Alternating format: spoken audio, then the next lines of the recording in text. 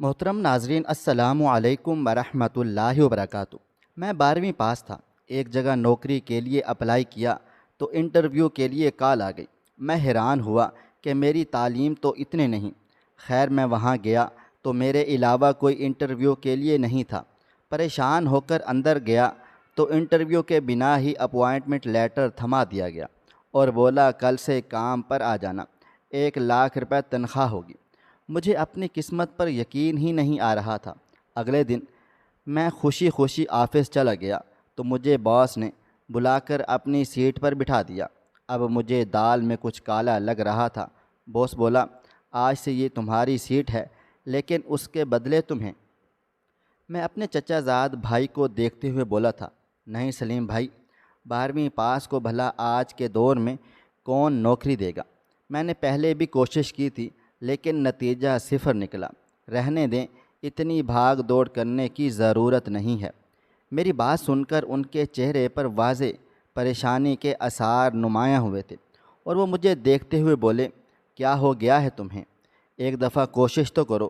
جب میں بول رہا ہوں کچھ بن سکتا ہے تو پھر تم اتنے مایوس کیوں ہو رہے ہو؟ یہ کمپنی ابھی نئی کھلی ہے اور یہاں پر کم تعلیم والے لڑکوں کو بھی اپوائنٹ کیا جا رہا ہے۔ تم کب تک یہ گارمنٹس کا کام کرتے رہو گے؟ تعلیم یافتہ ہو، شکل و صورت کے بھی اچھے ہو، مجھے امید ہے کہ تم کامیاب ہو جاؤ گے۔ ان کی بات سن کر مجھ میں تھوڑا حوصلہ پیدا ہوا تھا۔ واقعی گارمنٹس میں میں جتنی بھی محنت کر لیتا وہ اجرت کبھی حاصل نہیں ہو پاتی تھی جو میرے گھر کا خرچ چلا سکے۔ میں نے فوراً اپنی سی وی ان کے ہاتھ میں تھما دی تھی اور ان کو دیکھتے ہوئے بولا تھا، اگر ممکن ہو جائے تو بہت مہربانی ہوگی آپ کی، نہیں ہوئی تو بھی آپ پریشان نہیں ہونا۔ آپ نے میرے لیے اتنا سوچا، یہی میرے لیے کافی ہے۔ جب کہ وہ میرے کندھے پر ہاتھ رکھتے ہوئے بولے تھے، تم بے فکر رہو، تمہیں 2 دن کے بعد لازمی کال آ جائے گی۔ یہ کہتے ہی وہ اپنی جگہ سے کھڑے ہو گئے تھے اور خدا حافظ بول کر جا چکے تھے۔ میں تھوڑا حیران تھا، آج سے پہلے کبھی بھی سلیم بھائی نے مجھ میں اتنی دلچسپی نہیں دکھائی تھی جتنی اس بار وہ دکھا رہے تھے۔ میں اپنے کارخانے میں بیٹھا کام کر رہا تھا جب ان کا فون آیا تھا کہ بھائی مجھ سے گھر آ کر ملاقات کرو۔ حالانکہ میرے پاس چھٹی نہیں ہوتی تھی، اگر میں چھٹی کر لوں تو میرا ہفتہ اچھا نہیں بن پاتا تھا، لیکن پہلی بار انہوں نے مجھے اس طرح سے یاد کیا تھا۔ میں ان کی بات کو رد بھی نہیں کر سکتا تھا، اس لیے شام جلدی گھر آ گیا۔ ارادہ کھانا کھانے کے بعد ان کے گھر جانے کا تھا۔ ابھی میں بیٹھا ہی تھا جب سلیم بھائی گھر میں داخل ہو گئے۔ میں حیران تھا کہ انہیں کس بات کی جلد بازی ہے، مگر میں خاموش رہا تھا اور اب ان کا اتنا اصرار کرنا کہ تم لازمی اس کمپنی میں اپنی سی وی دو، مجھے نہ جانے کیوں کچھ گڑبڑ سی محسوس ہو رہی تھی۔ کچھ تو تھا جو سلیم بھائی مجھ سے چھپا رہے تھے، مگر فی الحال میں نے اپنا سر جھٹک دیا تھا۔ پورا دن معمول کے مطابق گزر چکا تھا۔ اگلی صبح میں تیار ہو کر کام کے لیے نکل رہا تھا جب اچانک میرے نمبر پر انجان نمبر سے کال آئی تھی۔ میں تھوڑا حیران ہوا، مجھے لگا کہ شاید بیوی کے خاندان سے کوئی ہوگا، اس لیے اس کو بلانے لگا تھا، مگر پھر کچھ سوچ کر میں نے خود ہی کال ریسیو کر لی تھی۔ لیکن اگلی طرف کی بات سن کر میں اپنی جگہ پر بالکل جامد کھڑا رہ گیا تھا۔ دوسری طرف سے مجھے انٹرویو کے لیے بلایا جا رہا تھا۔ خوشی کے مارے میری آنکھیں نم ہو گئی تھیں۔ میں بے ساختہ بولا تھا، جی میم، میں آ جاؤں گا، آپ بے فکر رہیں۔ کال بند کرتے ہی میں فوراً کچن میں آ گیا تھا۔ وہاں پر میری اماں اور میری بیوی ناشتہ بنا رہی تھی۔ میں نے پیچھے سے جا کر اماں کو گلے سے لگا لیا اور ان کے ماتھے پر ایک محبت بھرا بوسہ دیتے ہوئے بولا تھا، اماں مجھے انٹرویو کے لیے کال آ گئی ہے۔ مجھے یقین ہی نہیں آ رہا کہ ہمارے دن بدلنے والے ہیں۔ جبکہ میری ماں مجھے ڈھیروں ڈھیر دعائیں دینے لگی تھی۔ میں نے مسکرا کر اپنی بیوی کو دیکھا تھا تو اس کے چہرے پر بھی مسکراہٹ تھی۔ میں نے اسے اشارے سے کمرے میں بلایا تھا، وہ فوراً ہی میرے پیچھے چلی آئی تھی۔ جیسے ہی وہ کمرے میں آئی میں نے اسے گلے سے لگا لیا تھا۔ ماں کے سامنے میں تھوڑا فاصلہ رکھتا تھا ادب کرنا لازم و ملزوم تھا۔ وہ مجھے دیکھتے ہوئے بولی تھی، میں نے کہا تھا نا بلال، ایک روز آپ کے دن بھی بدلیں گے، دیکھیں وقت آ گیا ہے اور اب وہ دن دور نہیں جب ہم اچھے گھر میں بھی رہیں گے اور اچھا کھانا بھی کھائیں گے۔ بس اللہ تعالیٰ سے امید ہے کہ آپ کو نوکری مل جائے۔ اس کی بات سن کر میں نے بے ساختہ سر ہاں میں ہلا دیا تھا اور اس کو دیکھتے ہوئے بولا تھا، واقعی ابھی تو صرف انٹرویو کی کال آئی ہے، اگر نوکری لگ گئی تو وارے کے نیارے ہو جائیں گے۔ میں نے رات کو اس کمپنی کے بارے میں سرچ کی ہے۔ کمپنی بہت بڑی ہے لیکن وہاں بہت کوالیفائڈ لوگ آتے جاتے ہیں، لیکن میرے پاس تو اتنی تعلیم نہیں۔ مجھے بس اسی بات کی تھوڑی سی ٹینشن ہے، پریشانی ہے۔ میری بات سن کر وہ بولی تھی، 12ویں جماعت تک تعلیم حاصل کرنا بھی کوئی آسان بات نہیں ہوتی، اور آپ نے ہر جماعت میں اچھے گریڈز لیے ہیں۔ اب آپ کے پاس روپیہ پیسہ نہیں تھا جبھی آپ نے آگے تعلیم جاری نہیں رکھی، ورنہ تو آپ نے کوشش پوری کی تھی۔ اس کی بات سن کر میں نے سر کو ہلکی سی جنبش دی تھی۔ میرے چہرے پر ایک دم اداسی سی چھا گئی تھی۔ مجھے اداس ہوتا ہوا دیکھ وہ میرے کندھے پر ہاتھ رکھتے ہوئے بولی تھی، اتنا مایوس نہ ہو، اللہ تعالیٰ بہت غفور الرحیم ہے، اس میں بھی کوئی نہ کوئی مصلحت ضرور ہوگی۔ میں نے کچھ نہیں کہا تھا، بس اس کے ماتھے پر پیار کر کے میں کارخانے کی طرف روانہ ہو گیا تھا۔ ماضی کے ان دردناک لمحات میں اس نے مجھے دھکیل دیا تھا جس کے بارے میں کبھی سوچنا بھی نہیں چاہتا تھا۔ میرے پاس پڑھائی کے لیے پیسہ بھی تھا، وقت بھی تھا اور ہمت بھی، لیکن کہتے ہیں نا کچھ حادثے آپ کی زندگی میں ایسے بھی ہوتے ہیں کہ آپ کہیں کے بھی نہیں رہتے۔ میں آج بھی وہ رات یاد کرتا ہوں تو میرے رونگٹے کھڑے ہو جاتے ہیں۔ زندگی بہت مشکل ہے، ہمیں لگتا ہے کہ سب کچھ آسان ہے، لیکن حالات اتنے پیچیدہ ہو چکے ہیں کہ ایک لڑکا بھی آج کے دور میں محفوظ نہیں ہے۔ میں نے اپنا سر جھٹک دیا تھا، میں ابھی ماضی کے خیالوں میں نہیں جا سکتا تھا۔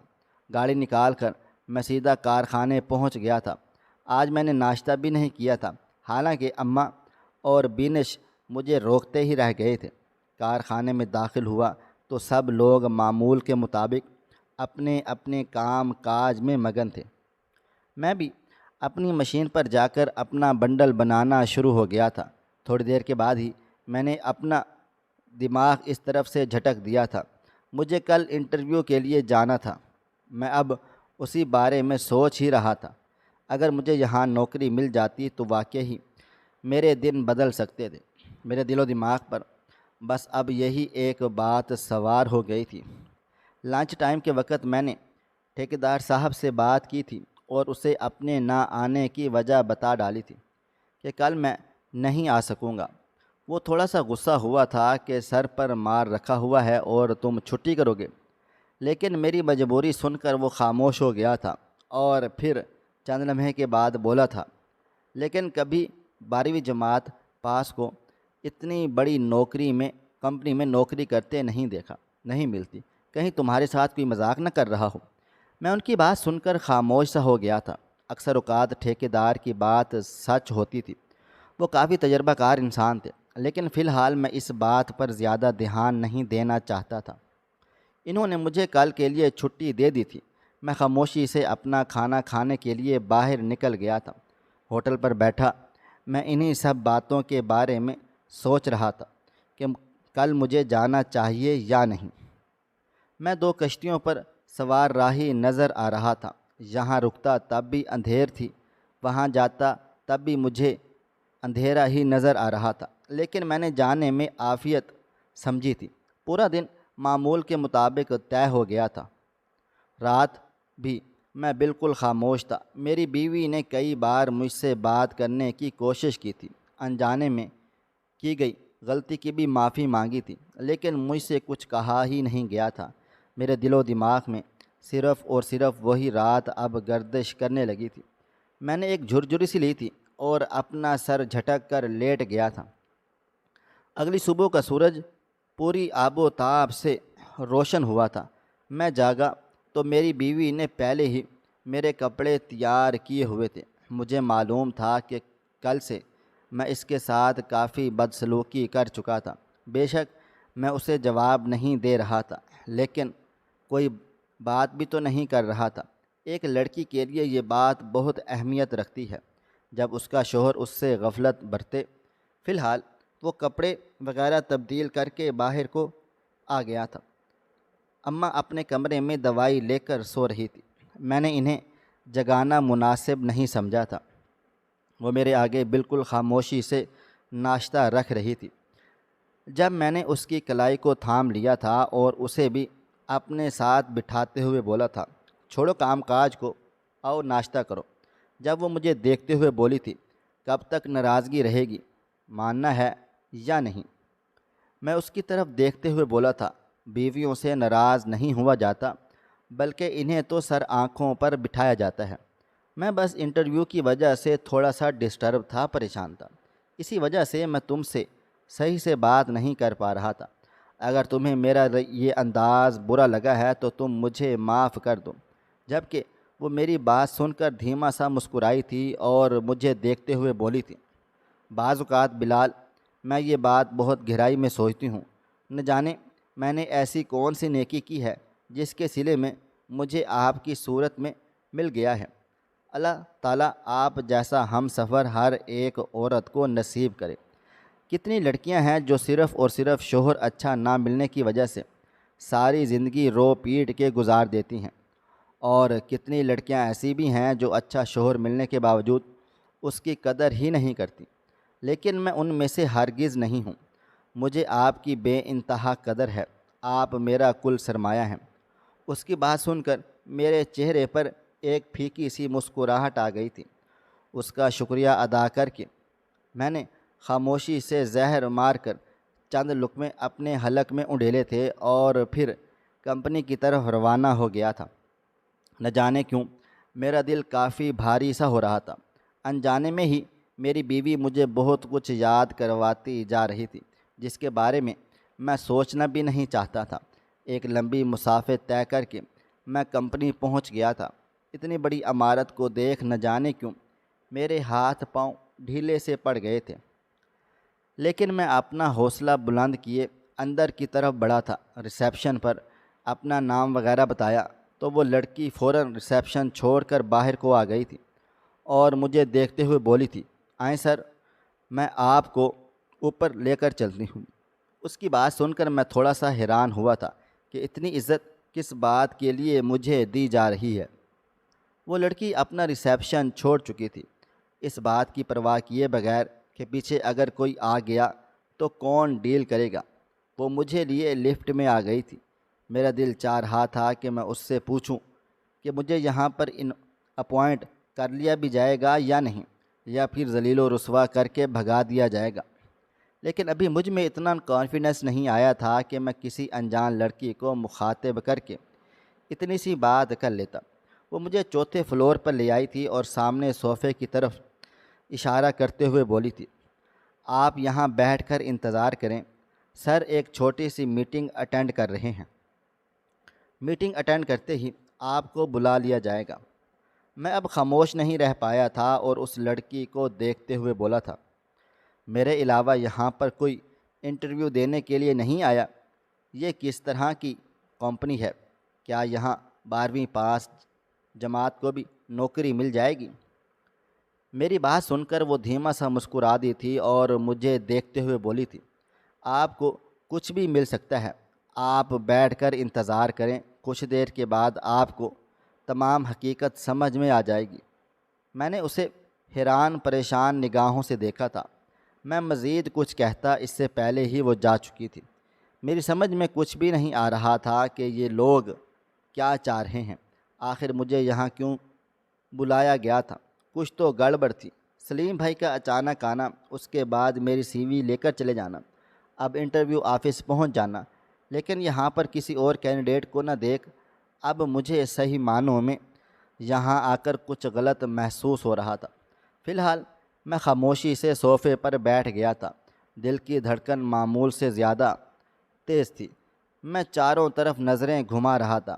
کافی لوگ کام کاج کر رہے تھے، ایسا نہیں تھا کہ یہاں پر صرف اکیلا میں ہی تھا، کافی سارے کولیگز تھے جو اپنی اپنی مصروفیات میں لگے ہوئے تھے۔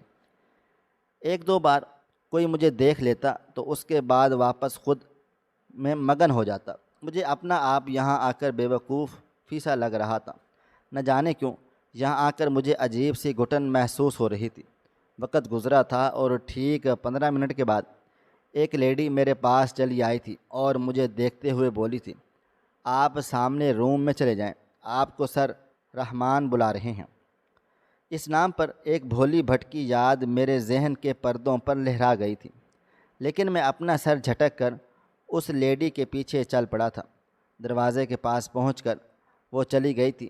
میں نے اللہ تعالیٰ کا نام لیا تھا اور ہلکی سی دستک دی تھی۔ پہلی دستک پر ہی اندر سے اجازت دے دی گئی تھی۔ میں اندر داخل ہوا تو سامنے ہی ایک آدمی بیٹھا ہوا تھا جس کی عمر کوئی 50 یا 55 سال کے قریب تھی۔ دیکھنے میں کافی مؤدب لگ رہے تھے۔ میں نے قریب جا کر سلام کیا تو وہ مجھے بیٹھنے کا اشارہ کرتے ہوئے بولے تھے، آپ ہی کا میں صبح سے انتظار کر رہا تھا، آنے میں آج آپ نے کافی دیر کی ہے۔ اس طرح اگر کرو گے تو کہیں بھی آپ کو نوکری نہیں مل پائے گی، وقت کی پابندی کیا کرو۔ میں نے شرمندگی سے نظریں جھکا لی تھیں اور وہ مجھے دیکھتے ہوئے بولا تھا، میں نے آپ کی سی وی دیکھی ہے، کافی متاثر کن ہے۔ میں نے آپ کو اپوائنٹ کر لیا ہے، یہ آپ کا اپوائنٹمنٹ لیٹر ہے۔ اس بار میرا سر بے ساختہ ان کی طرف اٹھا تھا۔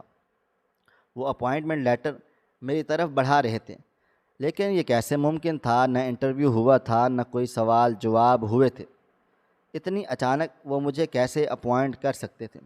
میں کچھ کہتا اس سے پہلے ہی وہ اپنی جگہ سے کھڑے ہو گئے تھے اور مجھے دیکھتے ہوئے بولے تھے، فی الحال میری ایک میٹنگ ہے، کل سے تم جاب پر آ جانا، تمہارے تنخواہ 1 لاکھ روپیہ ہوگی، چھٹی کی گنجائش نہیں ہے، اور کام میں مجھے بالکل بھی دغا بازی نہیں چاہیے۔ جو کچھ سمجھ میں نہ آئے تو میری اسسٹنٹ سے پوچھ سکتے ہو، اس کے باوجود بھی تمہیں کچھ سمجھ نہ آئے کہ میں خود کو تمہیں پھر گائیڈ کر دوں گا۔ اپوائنٹمنٹ لیٹر میرے سامنے رکھ کر وہ چلے گئے تھے، جبکہ میں اپنی قسمت پر حیران و پریشان سا ہو رہا تھا۔ مجھے یقین ہی نہیں آ رہا تھا کہ حقیقت میں مجھے اتنی بڑی کمپنی میں جاب مل گئی ہے۔ 1 لاکھ تنخواہ مجھے آفر ہوئی تھی۔ میں واقعی اپنی جگہ پر سن ہو چکا تھا۔ یہ کیسے ممکن تھا؟ یہ بات میری سمجھ میں ہی نہیں آ رہی تھی۔ کافی دیر تک میں اسی کرسی پر بیٹھا رہا تھا اور پھر خاموشی سے کھڑا ہو گیا تھا۔ مجھے یہ سمجھ نہیں آ رہا تھا کہ میں خوش ہوں یا پھر حیران ہوں۔ فی الحال میں نے خاموشی سے گھر کی طرف روانہ ہو گیا تھا۔ دل ہی دل میں عجیب سی گدگدی بھی ہو رہی تھی، لیکن ٹینشن بہت زیادہ تھی۔ کئی بار آپ کو پلیٹ میں سجا کر کوئی چیز دے جا رہی ہو تو لازم نہیں ہوتا کہ وہ سجی ہوئی چیز سونا ہو، بعض اوقات وہ سجی ہوئی چیز گوبر بھی تو ہو سکتی ہے۔ میں اپنے گھر چلا آیا تو بیوی اور اماں نے سوالات کے انبار کھڑے کر دیے۔ مختصر انہیں بتا کر میں اپنے کمرے میں بند ہو گیا تھا، جبکہ وہ دونوں ہی حیران و پریشان تھے کہ اتنی آسانی سے نوکری بھلا کیسے مل گئی۔ خوشی تینوں کو تھی، لیکن ہم ظاہر نہیں کر پا رہے تھے۔ پورا دن معمول کے مطابق گزرا تھا۔ میں نے فی الحال ابھی ٹھیکیدار کو کارخانے کے لیے جواب نہیں دیا تھا۔ میں ابھی بھی کمپنی میں 2 دن گزار لینا چاہتا تھا۔ میں دیکھنا چاہتا تھا کہ وہاں میں فٹ بھی ہو سکتا ہوں یا نہیں۔ اگر میں وہاں مطمئن نہیں ہوتا تو میں وہ نوکری چھوڑ دیتا۔ اگلے دن نئی امیدوں کے ساتھ روشن ہوا تھا۔ کپڑے وغیرہ تبدیل کر کے میں کمپنی کے لیے روانہ ہو گیا تھا۔ میری ماں نے مجھے ڈھیروں ڈھیر دعائیں دے ڈالی تھیں کہ رب العالمین تجھے بہت کامیاب کریں۔ میری بیوی کی دعائیں بھی میرے ساتھ ہی تھیں۔ میں نے جیسے ہی کمپنی میں داخل ہوا، ریسیپشن پر بیٹھی ہوئی لڑکی فوراً سے میرے پاس چلی آئی تھی اور مجھے دیکھتے ہوئے بولی تھی، سر آپ چلے جائیں گے یا پھر میں آپ کو چھوڑ کر چلوں؟ میں ان کو دیکھتے ہوئے بولا تھا، 4تھے فلور پر جانا ہے تو میں چلا ہی جاؤں گا، اگر کہیں اور جانا ہے تو آپ مجھے لے کر چلیں۔ میری بات سن کر وہ بولی تھی، نہیں نہیں، آپ کو 4تھے فلور پر ہی جانا ہے اور آپ سیدھا سر رحمان کے کیبن میں چلے جانا۔ اس کی بات سن کر میں نے سر کو ہلکی سی جنبش دی تھی اور سیدھا لفٹ کے طرف بڑھ گیا تھا۔ چند منٹ کے بعد ہی میں چوتھے فلور پر اترا تھا۔ سب اپنی زندگیوں میں مگن کام کرنے میں لگے ہوئے تھے۔ میں سیدھا سر رحمان کے آفس میں چلا آیا تھا۔ پہلی دستک پر ہی مجھے اندر آنے کی اجازت دے دی گئی تھی۔ جیسے ہی میں اندر کو داخل ہوا اور اپنی جگہ سے کھڑے کھڑے ہو گئے تھے اور ان کے قریب چلا گیا، انہیں دھیمی آواز میں سلام کیا تھا۔ جب وہ مجھے دیکھتے ہوئے بولے تھے، ادھر آئیں بلال، آپ یہاں بیٹھیں، وہ اپنی کرسی کی طرف اشارہ کرتے ہوئے بولے تھے، جبکہ میں انہیں حیران نگاہوں سے دیکھ رہا تھا۔ اچانک سے ان کو کیا ہو گیا تھا، مجھے کچھ بھی سمجھ میں نہیں آیا تھا۔ مجھے لگا تھا کہ یہ مجھے اب بتائیں گے کہ مجھے کیا کام کرنا ہے، کہاں بیٹھنا ہے، لیکن اب ان کا انداز دیکھ میں ٹھٹک کر رہ گیا تھا۔ میں جب اپنی جگہ سے نہ ہلا تو وہ میری کلائی کو تھامتے ہوئے مجھے اپنے قریب لے آئے تھے اور مجھے کرسی پر بٹھاتے ہوئے بولے تھے، یہاں بیٹھ جائیں اور بتائیں ناشتہ کریں گے، کافی یا چائے؟ مجھے اب دال میں بھی کچھ کالا سا لگ رہا تھا، کچھ تو گڑبڑ تھی۔ کون تھا یہ شخص جو مجھے اتنی عزت دے رہا تھا؟ میں اپنی جگہ پر بے ساختہ سا کھڑا ہو گیا تھا اور ان کو دیکھتے ہوئے بولا تھا کون ہیں آپ اور مجھے اتنی عزت کیوں دے رہے ہیں؟ بے شک میرے پاس اچھے گریڈز ہیں، گڈ لکس ہیں، لیکن اس کا ہرگز مطلب یہ نہیں کہ آپ مجھے اتنی بڑی پوزیشن دے دیں گے۔ میں مزید ابھی کچھ کہتا اس سے پہلے ہی کمرے کا دروازہ کھلا تھا۔ ہم دونوں ایک ساتھ دروازے کی طرف متوجہ ہو گئے تھے، لیکن اندر آنے والی شخصیت کو دیکھ صحیح معنوں میں میرے پورے وجود پر لرزہ سا طاری ہو گیا تھا۔ ایسا لگتا تھا جیسے قدموں تلے سے زمین نکل چکی ہے، آسمان سر پر آن گرا ہوا ہے۔ میں بے یقین نگاہوں سے سامنے کھڑی ہوئی ہر لڑکی کو دیکھے چلے جا رہا تھا۔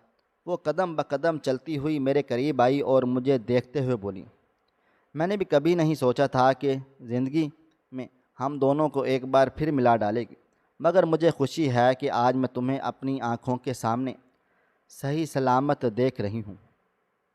وہ مزید کچھ کہتی اس سے پہلے ہی میں بولا تھا، خاموش رہو، مجھے تم سے ملنے کا کوئی بھی شوق نہیں ہے۔ میں یہ کہتے ہی جانے لگا تھا جب سر رحمان نے میری کلائی تھام لی اور مجھے دیکھتے ہوئے بولے تھے، اتنی جلد بازی مت کیا کرو بلال، پہلے میری بیٹی کی بات بھی سن لو۔ 10 سال سے وہ تمہارے گلٹ میں زندگی گزار رہی ہے، اس طرح اسے ایک نئے گلٹ میں چھوڑ کر مت چلے جاؤ۔ سر رحمان کی بات سن کر میں یکدم سے بولا تھا، یہ صرف گلٹ میں ہی زندگی گزار رہی ہے اور جو اذیت، تکلیف اور کراہیت میں نے محسوس کی ہے، اس بات کا درد کوئی بھی سمجھ نہیں سکتا۔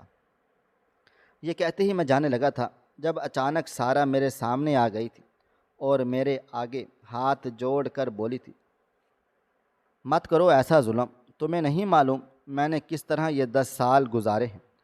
میں خود کو آئینے میں نہیں دیکھ پاتی تھی۔ جب میں اپنے قدموں پر کھڑی ہوتی تھی مجھے وہ سب کچھ یاد آ جاتا ہے۔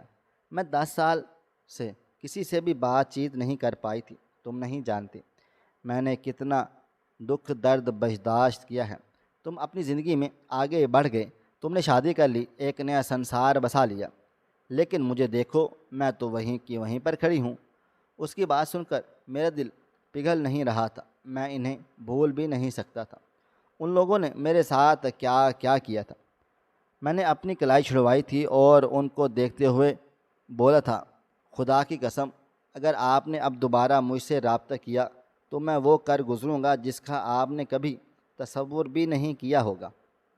یہ کہتے ہی میں وہاں سے جانے لگا تھا جب اچانک مجھے چیخ کی آواز آئی تھی۔ میں نے پلٹ کر دیکھا تو وہ بے ہوش ہو چکی تھی۔ میں نے ضبط سے آنکھیں میچ لی تھیں اور میں فوراً واپس جانا چاہتا تھا، لیکن میرا ایک قدم بھی آگے نہیں بڑھ پا رہا تھا۔ میں نے سر کو جھٹکا تھا اور اس لڑکی کو اٹھا کر انہی کے کیبن سے مسلسل کمرے میں لے کر گیا تھا جہاں پر بیڈ وغیرہ لگا ہوا تھا۔ میں نے وہاں پر لٹایا تو سر رحمان نے فوراً ڈاکٹر کو کال کر دی تھی۔ میں ان کو دیکھتے ہوئے بولا تھا کہ میں یہ نوکری نہیں کر سکتا۔ معذرت چاہتا ہوں اور میں یہاں سے جا بھی رہا ہوں۔ جب وہ مجھے روکتے ہوئے بولے تھے پلیز ٹھہر جاؤ، میری بیٹی کی بات سن لو، لیکن میں وہاں رکنا بھی نہیں چاہتا تھا، لیکن ان کی فریاد سن کر میں ٹھہر سا گیا تھا۔ تھوڑی دیر کے بعد ہی ڈاکٹر صاحب چلے آئے تھے اور ان کا چیک اپ کر کے یہی تاکید کی گئی تھی کہ ورنہ مشکل بہت ہو جائے گی۔ فی الحال میں گھر سے باہر کو نکل آیا تھا۔ ان لوگوں نے مجھے بہت روکا تھا، مگر میرے اندر اتنی ہمت اور طاقت ہرگز بھی نہ تھی کہ میں وہاں بیٹھ کر سارا کا سامنا کر سکتا۔